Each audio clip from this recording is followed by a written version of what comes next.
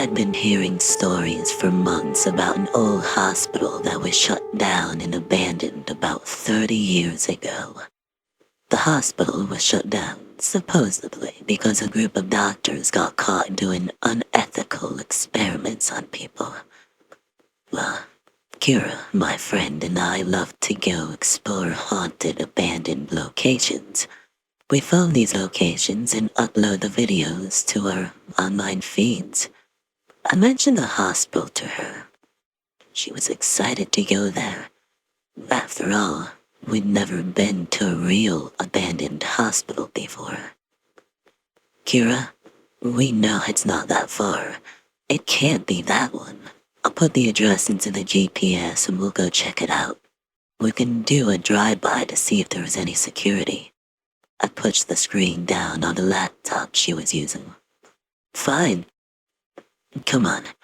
Let's go so we're not out somewhere in the wilds when the darkness comes. I held the door for her and she came outside. How are you going to choose which address to enter? You have 5. She got into the passenger seat of my old Ford Ranger and rolled down the window. I'll pick one at random and put it in. If it turns up nothing, I'll move to the next one. After all, they're all the same zip code. I punched in the first address. Did you grab the gear bag? Kira looked over the back of the seat. Yes, dear, I said, imitating an old man's voice that earned me a punch to the shoulder. The GPS guided me 2 hours away from home. That was nearly 200 miles. But thankfully, almost all of that mileage was on the interstate and a couple of highways. I followed directions off the interstate and got into a rural, winding road. The sun was high in the sky, but as I followed that twisted road, it narrowed and meandered through a dense forest where the light had trouble reaching the ground. Kira looked up at the trees and the sky as I drove. She looked like a tourist beholding her first skyscraper. It's like permanent twilight in here. I don't think I like this at all, man. Maybe we should turn around. Kira, this road has to let out somewhere. Look, if it looks the least bit hinky, I'll keep driving, okay? The GPS indicated that our destination was 200 feet ahead on the left. The place where it told me to turn in didn't have an access though. The little bridge had been torn down, or nature had eroded it away until there was nothing left but the I-beam steel frame. As I eased the truck past the access point, I glimpsed the run-down remains of a huge building. Oh my god, Kira, that's it. It really does exist. I pulled the truck off into the grass and jumped out, excited at our find. Kira slowly climbed from the cab and eyed her surroundings with disdain. She liked the woods well enough, but something about these woods bothered her. Matt, I think I might just wait here. I don't know if I want to go over there. With the gear bag already on my back and my walking stick in hand, I stopped, just shocked. What do you mean, Kira? This is why we came out today, do you remember? Come on. I needed my ace camera operator. This could be the one where we find something truly fantastic. We could expose some huge secret. I pointed to the little camera case on her side of the truck behind the seat. Rolling her eyes and groaning, she flapped her hands at me. Fine. But if I die today, it's totally your fault, and I'm gonna haunt you for the rest of your life. She grabbed the camera and reluctantly followed me across the framework of the bridge. As we walked into the clearing, Kira took out the good camera and started filming. The place was amazing. It was huge. The parking lot was about 2 acres of pavement that surrounded the 6-story building. The top floor had broken windows and some crumbling facade. But otherwise, the building structure seemed intact and solid. Carefully, we approached the building. There was police tape broken and flapping in the breeze, tied to the main entrance doors. They actually had handles and no sign of our modern motion detecting doors that open automatically. Wow, this is awesome, Kira. Look at all this old stuff. I pointed to the door handles and the tall ashtrays lining the breezeway before the door.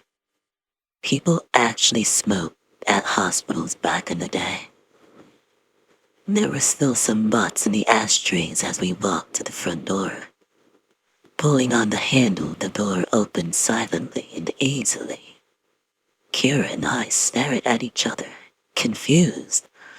Usually, abandoned buildings don't have doors that open that easy. If at all, they're usually boarded up. Clearing her throat, Kira asked, "Okay, so where is this experiment lab located? I want to hurry and be done here." "It's in one of the basement floors." I got our flashlights out of the gear bag and handed her one. "How many underground floors does this monstrosity have?" Either 3 or 5, depending on who you ask. Look, we'll just take a look at the floor plan. They're hanging on the walls so people know how to get out of here. All hospitals had those plaques on the walls. I searched the enormous lobby and found one. "Kira, over here. This says there's only 2 lower levels." "Good. Less to worry about. You know I don't like basements." She shuddered and motioned for me to go on and lead the way. She followed me down the stairs to the second basement floor. It was darker than a serial killer's mind down there. The flashlight seemed to barely penetrate the thick blackness. The pencil-thin lines of light stretched out far away from us. I couldn't see for shit, and my heart began to race. Kira pressed up against my arm and laced her arm through mine. "Matt, let's go, please. Something doesn't feel right. Just all feels so off. It's nothing like the other abandoned places we've been to before." He tugged lightly at my arm. "No, just get us some good footage. We're okay. We really are." Or at least I hoped. I didn't want to show my own trepidation and scare her even worse. Kira began filming the large open basement. With the camera's bright light, the shadows fled and we could see much better. Hundreds of feet stretched out in front of us, with only the large square support columns to hinder our view. I whispered, "See? Mostly just old office furniture and old equipment. They probably use this as storage." I smiled into the camera as she turned my way. There was a sudden sharp rap from the other end of the basement. It echoed to us and Kira yelped in surprise. Training the camera's light in the direction of the sound, she backed up until she stood against the wall, breathing erratically. I wasn't in much better shape, but I tried to hide it from her. Probably just the sounds of the old building settling or something. I stared hard in that direction, scanning for any sign of movement. The "or something" part is what worries me, Matt. Let's go. I mean, seriously. I shushed her and eased forward toward the other end of the basement. Kira didn't move. About halfway through the basement, I noticed a large opening on the left.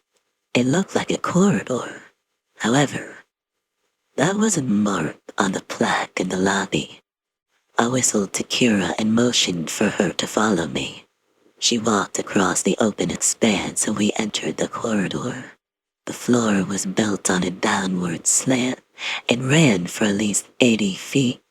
That's as far as I could see. There were offshoots on either side at intervals, just smaller hallways that seemingly led into darkness. I stepped into one of these smaller hallways and shone my light around. There are no doors here at all, Kira. What are these halls? Are they for maintenance access, do you think? She filmed past me. I don't think so. But let's follow it. Let's see where it comes out. And I, feeling braver. But we both walked swiftly, hoping to find some amazing secret thing down there. The hall seemed to go on forever. It was also on a slight downward slope and turned to the left, so that after walking for 3 minutes, we couldn't see the spot where we had been standing. Another 3 minutes of walking through the completely empty corridor, and we spotted doorways. 2 on each side, and the dead end of the curtain all. They all looked identical, so we chose the first one on the left. It was level at least, and mostly straight, but there were several doors on either side of this hall. Without thinking we would get lost, we chose a door at random and entered. It was getting exciting now. There must be some huge secret at the center of that labyrinth of hallways. Soon, we noticed that the air felt heavier, thicker, even older. It was harder to breathe. We were forced to slow our pace.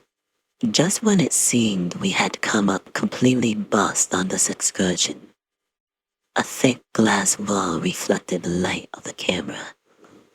We both stopped, startled. Laughing, I said, "Whew, I thought someone else was down here for a minute there."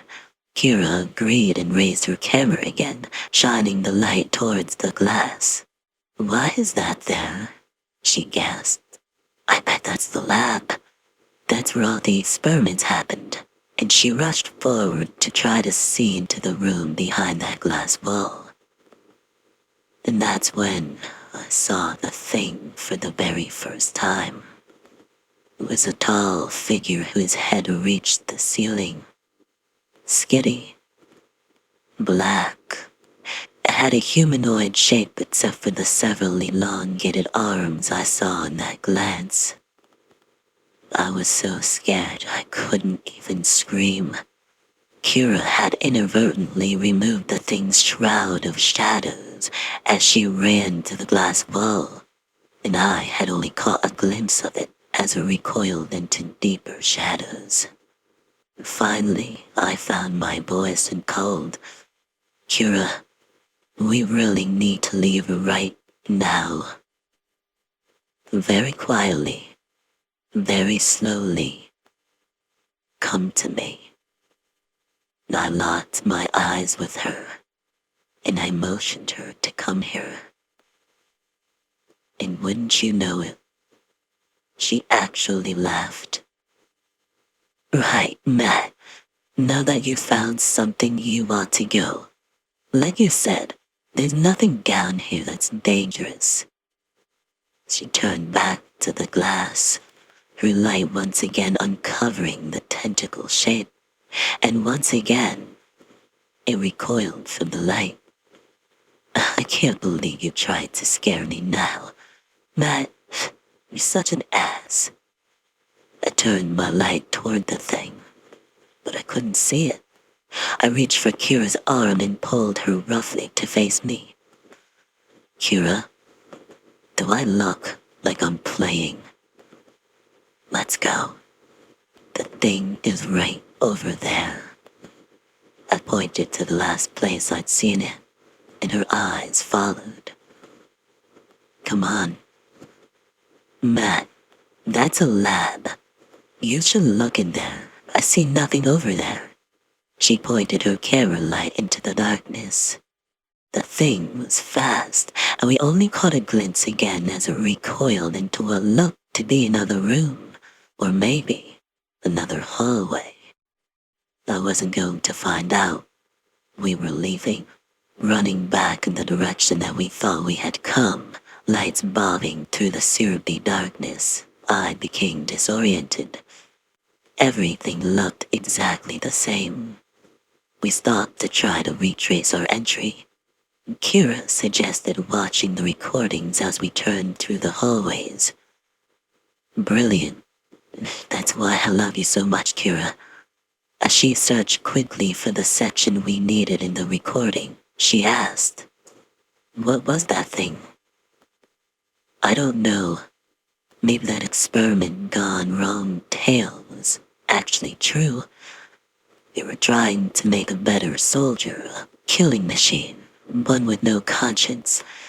They wanted to get rich by supplying the military with these things, but all honesty, I just thought it was a myth, a urban legend." Looking over her shoulder into the darkness, Kira shuddered. "Stop. Okay, here it is." We started watching the footage. She hit fast forward and we kept watching. Seemed hopeless. Everything looked too similar. "We need to find the hallway, the hatted dead end, and then we can retrace our steps easier." Kira nodded. "Okay, let's go."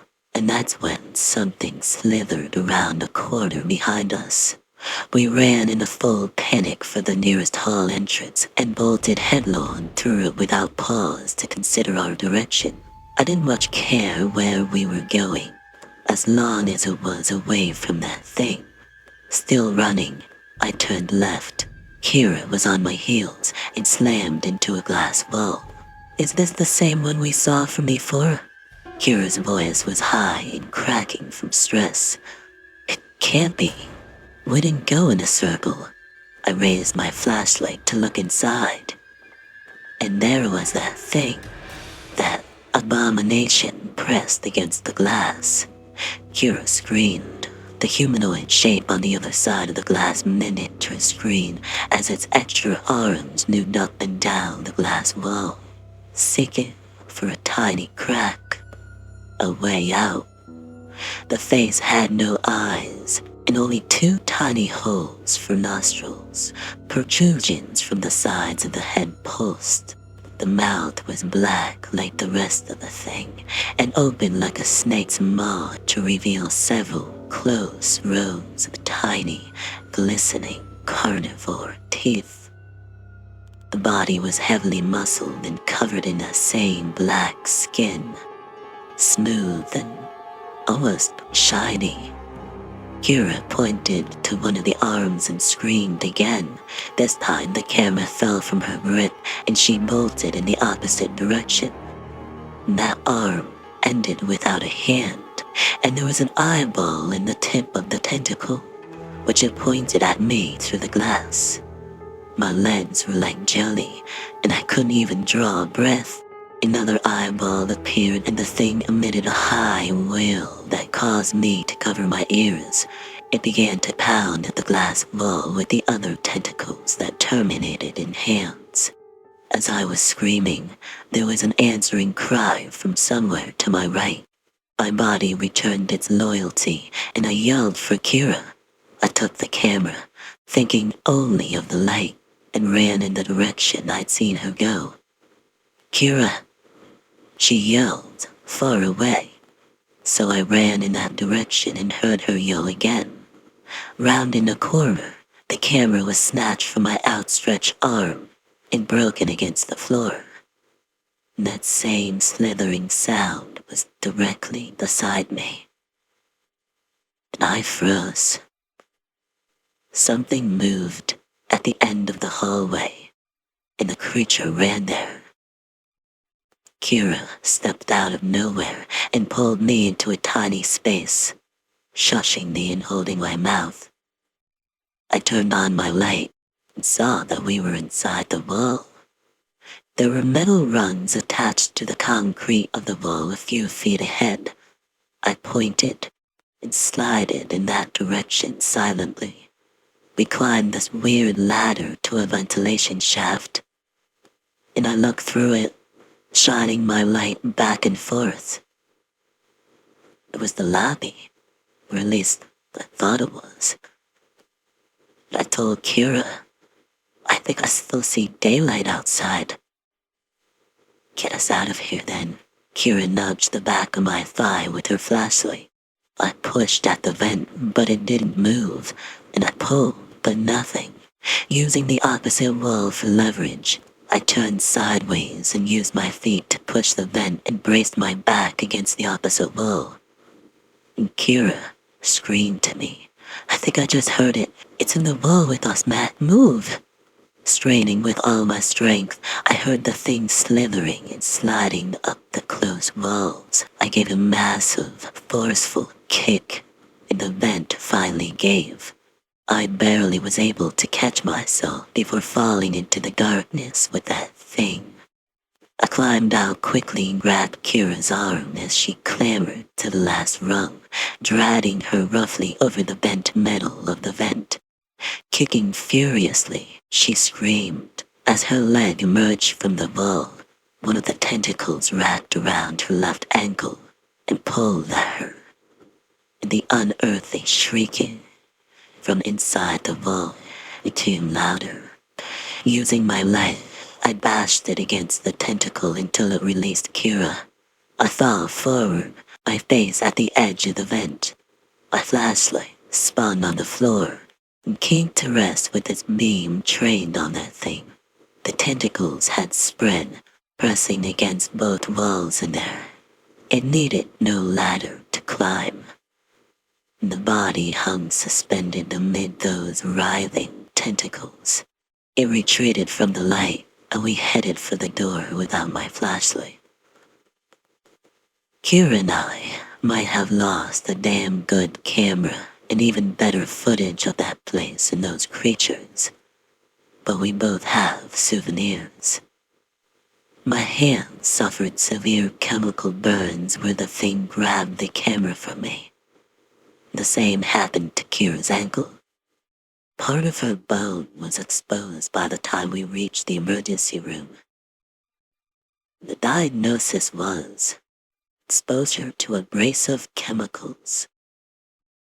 The doctor said we're permanently scarred, but we're lucky to be alive.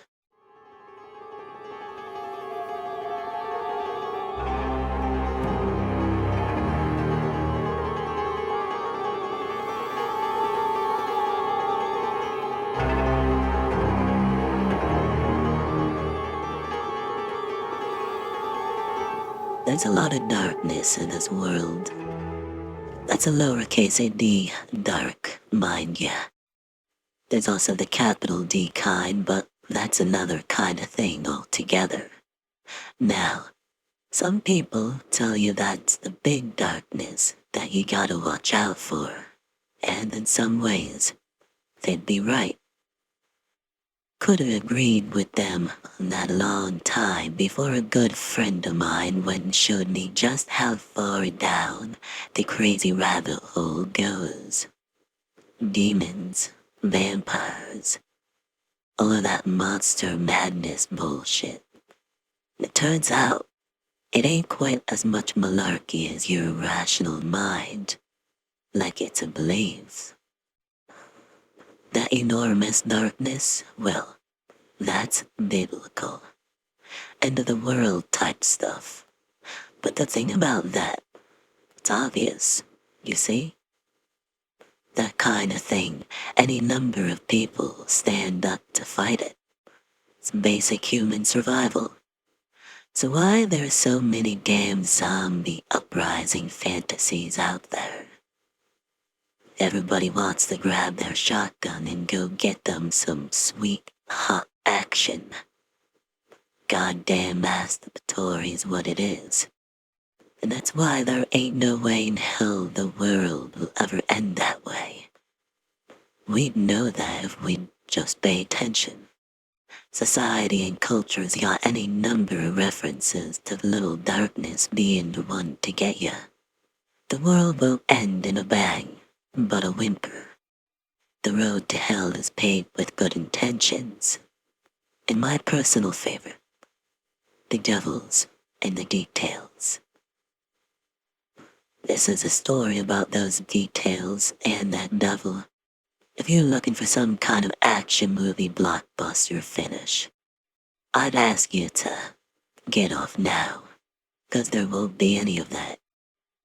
Plenty of other places you could go for all your vicarious thrills and heroics you could ever want. I'd encourage you to do so. All you're going to do is just be making my point for me. Big evil's exciting and stimulates the imagination, but people can't be bothered with the little one.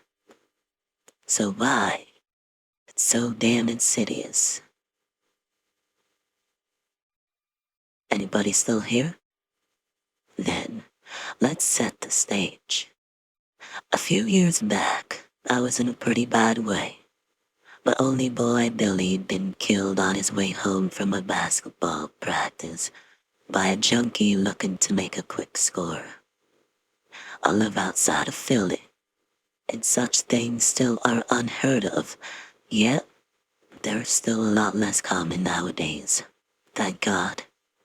Anyways, my boy was dead, and his mom and I ended up splitting up soon after, due to the stress. I managed to get myself fired from my job, and most of my days were spent either crawling out the bottom of the bottle or searching around, seeing if I could get a line on his killer. Most of the time, both. Well, one day, I found the bastard. Punk was crashed at a flophouse, high out of his mind, sprawled on a mattress stained with dirt and God knows what else. I walked up to my boy's killer and considered him. He was young, only a few years older than Billy probably. Jaw covered by a little scraggly yellow beard. He was wearing his stupid knit cap, a whole bunch of striped colors. It's how I knew for sure I had the right guy. That cap was the only detail the one witness of my boy's murder could remember.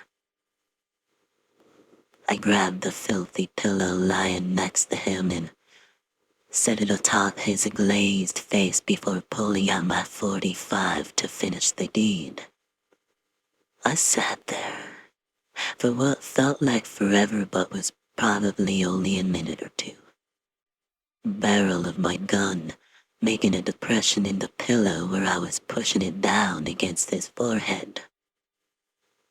It's not like we were the only people in the room. All around me were a bunch of other junkies crashed in various stages of fucked up. But at the same time, it was just him and me and the gun.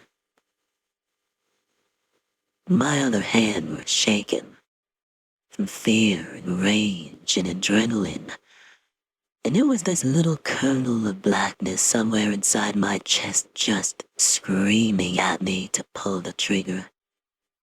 And somehow, some way,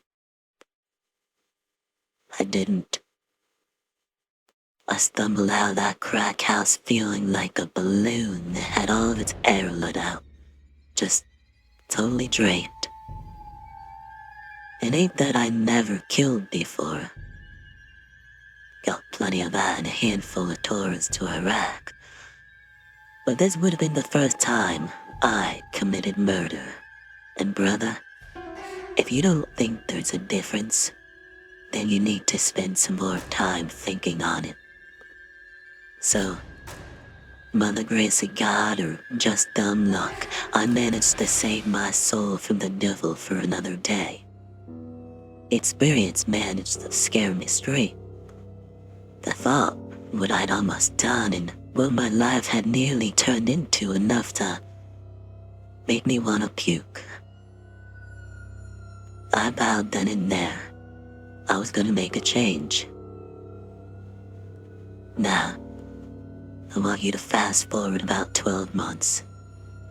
Ever so gradually, I'd managed to pull my life out of the gutter. cut back significantly on the drinking and thought about going to meetings in the basement of the local church, but ultimately decided against it.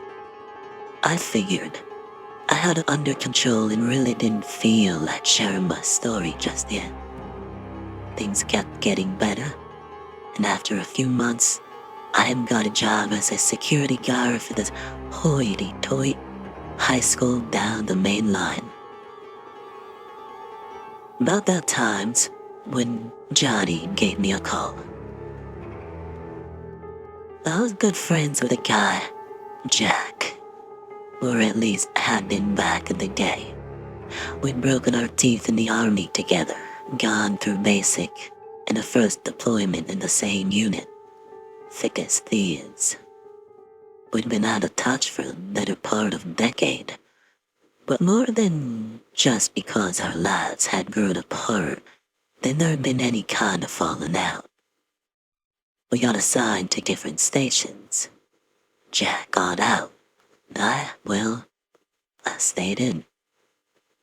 You know, life happens. You feel me? Johnny was Jack's older brother. I'd met him a few times, enough that if I ran into him, I'd be sure to wave him down. But what were the odds of that? Well, they were pretty good as it turned out. Johnny was in Philly for some kind of conference. Jack knew I lived in the area and told his brother to check up on me on accountability. Johnny called, told me we should go grab a drink. I was, unenthusiastic, seeing I tended to do my drinking alone, as I didn't need anyone egging me on, but what was I going to do? I didn't feel like insulting my friend's brother, even if we hadn't exactly talked for a few years. I told him I had a second shift, so it might be a little late, but he said no problem. He'd go ahead and get started without me. There I was. I finally rolled up to the hotel in my old beater at about 12:30, and Johnny was sitting in the lobby and he stood up. He saw me walk through the door. Gabe, how you been, man? Passing well, Johnny. How's your brother? Good. Say. He glanced over at a well-dressed fellow sitting next to him. Let me introduce you to Bernard. Bernard was the living Webster definition of Eurotrash. Fake tan, stupid short-ass stubble beard, tailored German suit. Spoke 3 languages and could be a pretentious and geek in all of them. You know the type. It turns out Johnny had just met Bernard earlier in the evening. The guy was Polish, but working for a Swiss branch of Johnny's company. This conference was his first time to America, and he was looking to get fucked, or at the very least, fucked up. Johnny'd asked if I'd mind if Bernard come along for the ride, and grudgingly, I said no problem. Now, it was midday on a Wednesday or Thursday, I suppose. So we had to drive around a bit before we found somewhere we could get a beer. The name of the establishment we ended up was the Fireside. Though, why I couldn't tell you, 'cause there wasn't anything like a fireplace inside. It was a total dive. I've been in plenty like it in my army days. And just walking in, I could tell we should probably think about heading back out the way we came. But Johnny was insistent, and he wouldn't be able to find a better place, and Bernard figured it'd give him the real American experience he was hoping for. So, that was settled. Johnny and Bernard were both pretty well on their way to a pretty solid headache the next morning from their pre-game at the hotel. It picked up right where they left off, with Johnny asking the poleaxe, pretending to be a bartender, what kind of microbrews they had. She gave him this look that'd curdle milk. The only other folks in the bar were a handful of locals shooting pool on the other side of the room that were already eyeing us up. I felt the hairs on the back of my neck start to stand up. A feeling I was all too familiar with from the time in Saddler City. Johnny, I think we need to think about going. Ah, come on, Gabe. Drink. Fine. I nod at the barkeep. 3 buds. She gave me something like a smile on a barracuda before setting 3 red and white cans in front of us. And so, we settled in. Johnny and Bernard tried to explain to me exactly what it was their company employed them to do. Johnny told me how Tiffany was pregnant with her second, and he was sure this one did a boy. I sat there with my beer in front of me, occasionally taking a swallow as I tried to listen.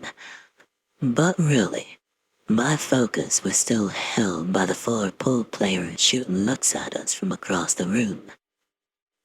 I did some mental math, nodding along with the conversation. I figured I could take 2 of them, sure, and Johnny could maybe handle 1, but Bernard, I don't think he could punch his way out of a paper bag. I wasn't liking the odds. I started to interrupt Bernard, who was telling us all about his daily workout routine, when one of the locals finally decided to make his way over. You foreign? He looked at Bernard, the smell of booze giving away the fact that he was well into it. From experience, I could tell he was looking for a fight. Bernard here is from Switzerland, Johnny said. Actually, Bernard slurred, I'm from Poland. Well, shit. Our new friend grinned maliciously. My wife's half Polish. Hey, asshole. He turned to Johnny. Why you gotta say he's Swiss if he's a Polak? Can't go around disrespecting people like that. The booze slowed Johnny's normally quick wit. I mean, he works in Switzerland. Nah, it's alright. Pictoff was smiling with his teeth. I gotcha. Hey Bernard, what's it? You wanna come out back with me and have a cigarette? Bernard was on his slightly swaying feet immediately. Bernard, buddy, and I looked at him. I think we need to get going. You guys have the conference in the morning. He rolled his eyes. Fuck the conference. I'm going for a smoke. The local patted my shoulder. Yeah, friend, we're just going for a smoke. We won't be a minute.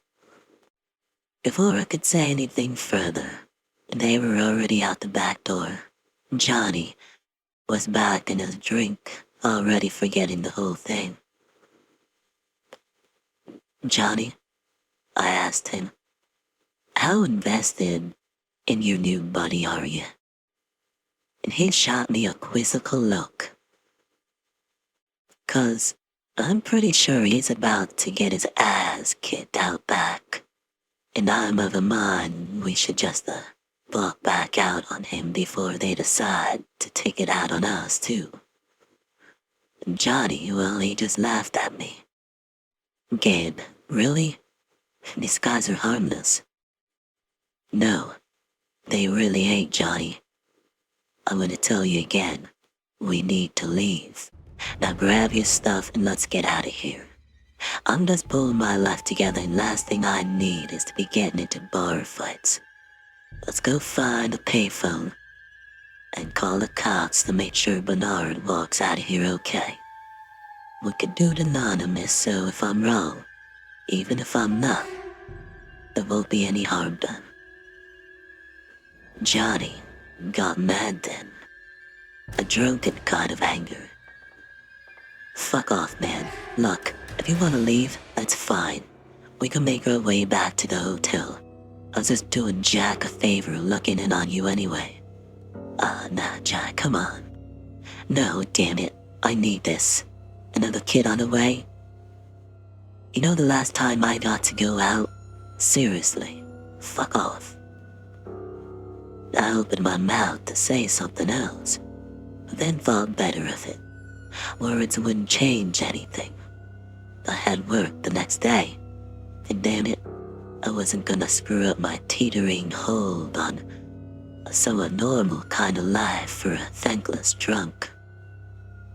And as Kid served Johnny right, I stood up, tossed some bills on the bar, and walked out without a look back, even though I still had a bad feeling I couldn't quite shake. You remember earlier? I said I'd save my soul for another day when I didn't sanction Billy's killer. Little did I know this would be the day. You see, I didn't end up calling the cops after I left. I thought about it, sure, but then decided that, nah, there is two of Johnny and Bernard. One of them would need enough peace to help the other out after their thumpings. And like I said, it served them right. Well, came to find out the next day that I'd been dead on about the ass kicking. Didn't stop with the beating though. Paper said his was a beer bottle across the head that finally killed Johnny. But he'd also been stabbed a dozen times. So, who knows? I went into a bit of a desperation for a while after. I fell off the wagon for a bit. Almost lost my security job, though somehow I didn't. I skipped the funeral. Didn't want to face Jack. He never called me. Don't know if he ever found out I was there.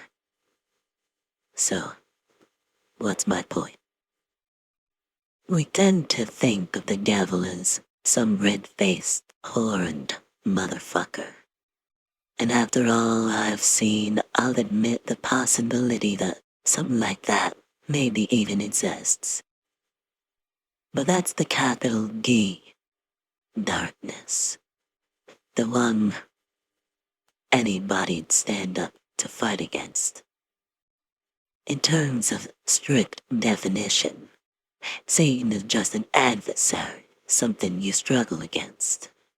But what if, instead of down in the land of hellfire and brimstone, the devil lives inside every single one of us?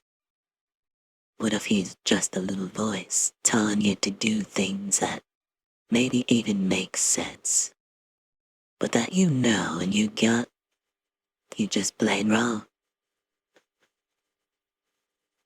How would we know to fight? How would we know we haven't already lost?